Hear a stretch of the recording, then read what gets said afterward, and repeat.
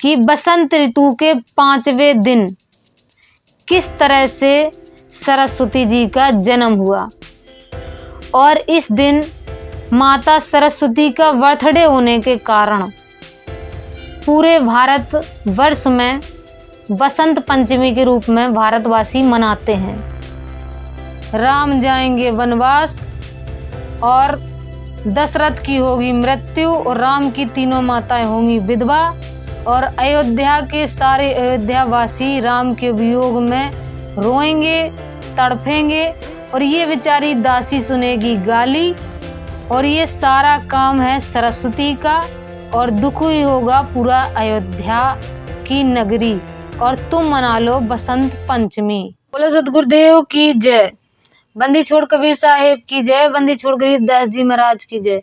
स्वामी रामदेवानंद जी महाराज की जय। बंदी छोड़ सतगुरु रामपाल जी महाराज की जय। सभी संतों की जय, सभी भक्तों की जय। सत साहेब। या देवी सर्वभूतेषु बुद्धिरूपेण संस्था नमस्तस्यै नमस्तस्यै नमस्तस्यै नमो नमः। बुद्धि की देवी सरस्वती माता को हम प्रणाम करते हैं। हम सभी संत रामपाल जी महाराज के भगत सारे देवी देवताओं का सम्मान करते हैं और प्रणाम करते हैं। संत रामपाल जी महाराज अपने सत्संगों में बताते हैं, तीनों देवा कमल दल बसे, ब्रह्मा विष्णु महेश, और प्रथम इनकी वंदना फिर सुन सतगुरु उपदेश। भाइयों, बसंत पंचमी, बसंत एक ऋतु है और ऐसी ऐसी 6 ऋतु साल में आती हैं, अर्थात एक ऋतु 2 महीने की होती है और परमेश्वर ने किसी भी ऋतु को खास नहीं बताया। परमेश्वर ने सारी ऋतु बराबर हैं, क्योंकि परमेश्वर की नज़र में हाथी और चींटी एक समान ही होते हैं। क्योंकि परमेश्वर जितना प्रेम हाथी से करता है उतना प्रेम ही चींटी से करता है, क्योंकि चींटी में और हाथी में एक ही परमेश्वर की जीवात्मा होती है। तो भाइयों, बसंत पंचमी क्यों मनाई जाती है, इस पर चर्चा करते हैं। बसंत ऋतु के 5वें दिन ब्रह्मा जी, जो कि घोर तपस्या में लीन थे, अधिक काम वासना के कारण उनके नेत्र खुल गए और नेत्र खुलने के बाद उनके शरीर से निकल गया। यहाँ पर हम ये मान लेते हैं कि ब्रह्मा जी का तेज निकल गया और ब्रह्मा जी के तेज निकलने से एक स्त्री का जन्म हुआ। वो स्त्री वाग यंत्र के साथ थी, इसलिए उसको वागेश्वरी कहा गया। और सुरों को साधने के कारण सरस्वती भी उसी स्त्री का नाम पड़ा। ब्रह्मा जी ने अपनी पत्नी सावित्री को बुलाया और सरस्वती से भेंट करवाई और ब्रह्मा जी ने बताया कि ये मेरी पुत्री है, इसका लालन पालन अब तुम करो। तो सरस्वती के लालन पालन का भार सावित्री पे आया और सावित्री ने बड़े प्रेम पूर्वक अपनी पुत्री समझकर सरस्वती का लालन पालन किया। धीरे धीरे सरस्वती युवावस्था को प्राप्त हुई। युवा होने के कारण माता सावित्री को अपनी पुत्री के विवाह को लेकर मन में चिंता उत्पन्न हुई और माता सरस्वती से उनकी माता सावित्री विवाह के बारे में रोज उनसे कहती कि बेटी, अभी तुम्हारा यौवन खिला हुआ है, अभी तुम जवान हो, तुम्हें शादी कर लेनी चाहिए, तुम्हें विवाह कर लेना चाहिए, क्योंकि यौवन ढल जाने के बाद बुढ़ापा आ जाता है और बुढ़ापे में फिर तुम्हें कोई नहीं पूछेगा। और रोज माता अपनी बेटी को ऐसे समझाती और सखियों से भी समझाती। तो सरस्वती के मन में भी शादी की लालसा उत्पन्न हो गई। दूसरी तरफ ब्रह्मा जी ने एक विशालकाय सभा का आयोजन किया था, जिसमें चराचर देवी देवता, नाग, यक्ष, गंधर्व और विष्णु और शिव अपने गणों के साथ उस सभा में मौजूद थे।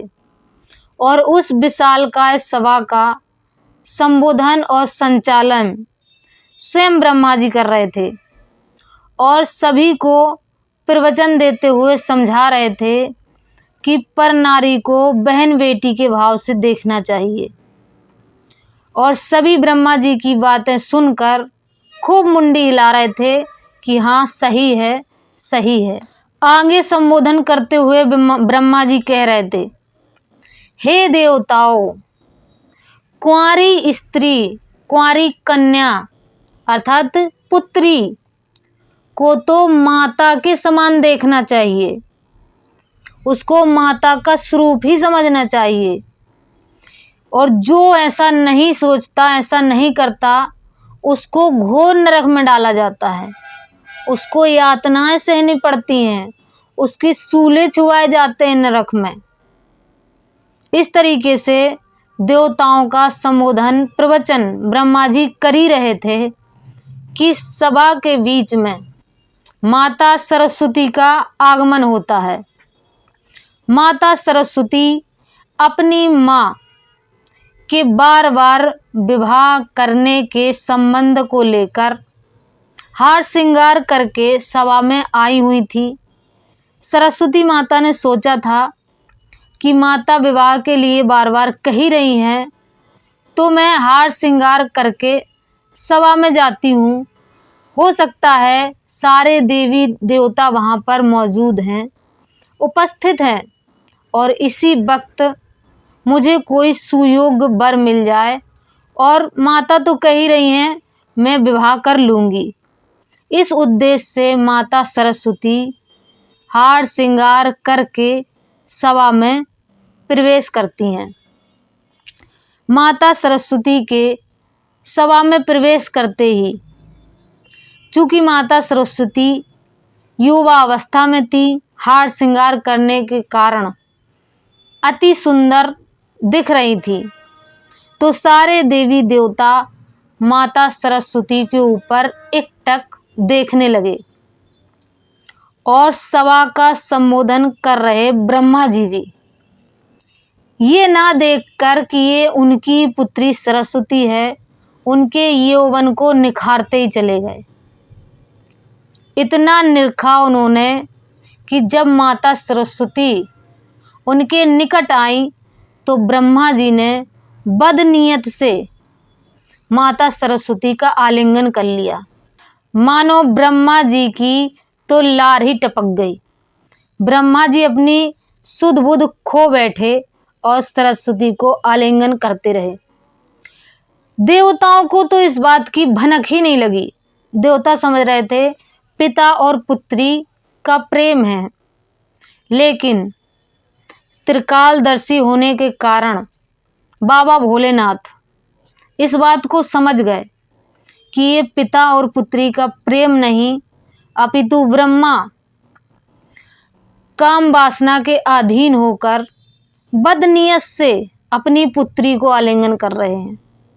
तो शिव जी ने ब्रह्मा जी के सिर में 2 थाप लगाई और कहा, ब्रह्मा, तूने तो चाला फाड़ दिया, अपनी ही पुत्री पे बदनीयत डाल दी।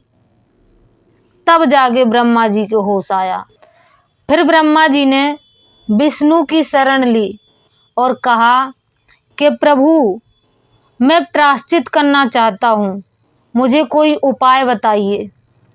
तो विष्णु जी ने ब्रह्मा को उपाय बताया कि ब्रह्मा, ये शरीर त्याग दे, तभी तू बच सकता है। तो ब्रह्मा जी ने कहा कि प्रभु, मैं शरीर त्याग दूंगा तो सृष्टि का भार जो ब्रह्मा को प्राप्त है, सृष्टि उत्पन्न का भार, वो कैसे चलेगा। तो विष्णु जी ने कहा कि ब्रह्मा, ये शरीर तू त्याग दे, उसके बाद तू मेरे शरीर से पुनः उत्पन्न होगा। तब ब्रह्मा जी ने अपना शरीर उसी क्षण त्याग दिया और विष्णु जी के शरीर में प्रवेश कर गए। ब्रह्मा जी की आत्मा विष्णु के शरीर में समा गई। उसके बाद विष्णु जी की नाभि कमल से एक कमल उत्पन्न हुआ और उसमें ब्रह्मा जी का जन्म हुआ।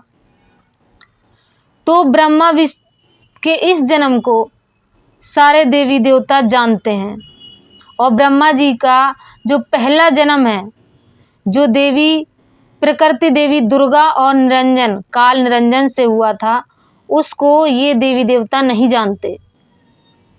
तो ये देवी देवता यही वर्णन करते आए हैं कि ब्रह्मा जी का जन्म विष्णु के नाभि कमल से हुआ है और आज संसार में भी यही प्रचलित है कि ब्रह्मा जी का जन्म विष्णु के नाभि कमल से हुआ था। चूँकि ब्रह्मा जी बड़े भाई हैं और विष्णु छोटे और उनसे छोटे शिव हैं। अब चलते हैं हम अपने टॉपिक की ओर, माता सरस्वती। तो भाइयों, अभी आपने जाना कि बसंत ऋतु के 5वें दिन किस तरह से सरस्वती जी का जन्म हुआ और इस दिन माता सरस्वती का बर्थडे होने के कारण पूरे भारत वर्ष में बसंत पंचमी के रूप में भारतवासी मनाते हैं। भाइयों, बसंत पंचमी के दिन एक ऐसी देवी की उत्पत्ति हुई, एक ऐसी देवी का जन्म हुआ जो अपने ही पिता की काम वासना का शिकार हुई। उस देवी का नाम सरस्वती है। एक ऐसी देवी जिसका नाम अपने पति के साथ नहीं अपितु अपने पिता के साथ जुड़ता है, ब्रह्मा सरस्वती।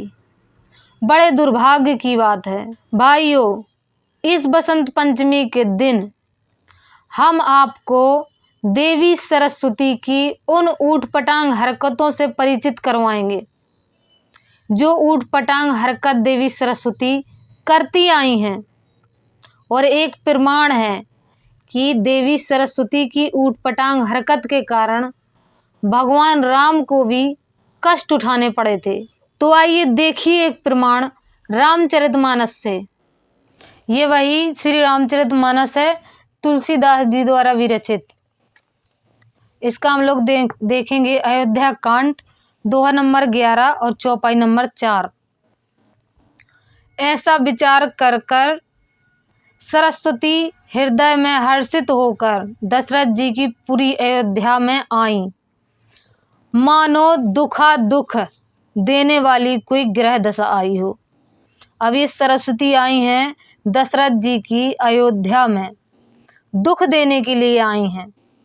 अब देखना ये कितना दुख देंगी पूरी अयोध्या वासियों को और श्री रामचंद्र को। अब तुम तो बसंत पंचमी मना रहे हो, ये सरस्वती का बर्थडे मना रहे हो, ये सरस्वती श्री राम का पूरा घर बर्बाद करे दे रही है, नाश कर दे रही है। मंथरा नाम की केकई की एक मंद बुद्धि दासी थी, मंद बुद्धि थी बेचारी, बुद्धि नहीं थी उसमें। उसे अपयश की पिटारी बनाकर सरस्वती उसकी बुद्धि को फेर कर चली गई। अब लो ये सरस्वती ने बुद्धि फेरी मंथरा की। अब मंथरा की बुद्धि फेरने के बाद राम जाएंगे वनवास और दशरथ की होगी मृत्यु और राम की तीनों माताएं होंगी विधवा और अयोध्या के सारे अयोध्यावासी राम के वियोग में रोएंगे, तड़फेंगे और ये बेचारी दासी सुनेगी गाली। और ये सारा काम है सरस्वती का और दुख ही होगा पूरा अयोध्या की नगरी और तुम मना लो बसंत पंचमी। अब आगे पढ़ लेते हैं कि इस दासी को कितनी गालियां मिल रही हैं।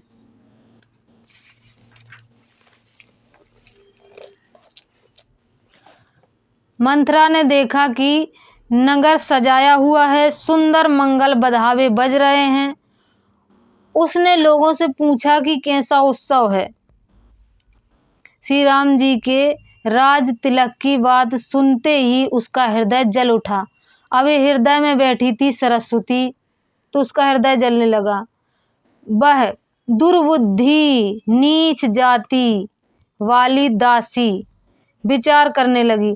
अब ये तुलसीदास जी महाराज उसको दुर्बुद्धि कह रहे हैं, नीच जाति वाली कह रहे हैं। अब ये बुद्धि के अंदर कौन बैठा था? सरस्वती। उसकी बुद्धि फेरने वाली कौन? सरस्वती। सरस्वती को तो कोई गाली नहीं दे रहा, गाली खा रही बेचारी ये दासी। वह दुर्बुद्धि नीच जाति वाली दासी विचार करने लगी कि किस प्रकार से यह काम रात ही रात में बिगड़ जाए, जैसे कि कोई कुटिल बिल्ली शहद का छत्ता लगा देखकर घात लगाती है कि इसको किस तरह से उखाड़ लूं। इति सिद्धम की सरस्वती घर उजाड़क है। जिसका घर अच्छा खासा चल रहा हो, उसके घर में किसी की भी बुद्धि पर ये बैठ सकती है, बुद्धि फेर सकती है, और भैया ये अच्छे बसे बसाए घर को उजाड़ सकती है। प्रमाण देख लो, श्री रामचंद्र का घर उजड़ गया। तो भाइयों, आपने इस बसंत पंचमी पर माता सरस्वती के दिव्य और अलौकिक कार्यों को देखा और समझा, और माता सरस्वती की उत्पत्ति अर्थात जन्म कैसे हुआ ये भी आपने जाना। तो माता सरस्वती के दिव्य कारनामों से तो पुराणे भरी पड़ी हैं। यहाँ पर हम आपको एक बात बता दें कि माता सरस्वती का जो जन्म है ब्रह्मा जी से हुआ, तो ब्रह्मा जी भी जन्म मृत्यु के अंतर्गत हैं। इस प्रकार माता सरस्वती भी जन्म मृत्यु के अंतर्गत हैं। ये आपको पूर्ण मोक्ष नहीं दिला सकती। माता सरस्वती की भक्ति यूजलेस है। माता सरस्वती आपको मोक्ष नहीं दिला सकती। माता सरस्वती की जय हो। अगर आपको पूर्ण मोक्ष पाना है तो जगत गुरु तत्वदर्शी संत रामपाल जी महाराज की शरण में आज ही आएं और निःशुल्क नाम दीक्षा प्राप्त करें और अपना और अपने परिवार का कल्याण करवाएं। आज की वीडियो आपको कैसी लगी नीचे कमेंट बॉक्स में कमेंट करके अवश्य बताएं। मिलेंगे नेक्स्ट वीडियो में, तब तक के लिए सब्सक्राइब।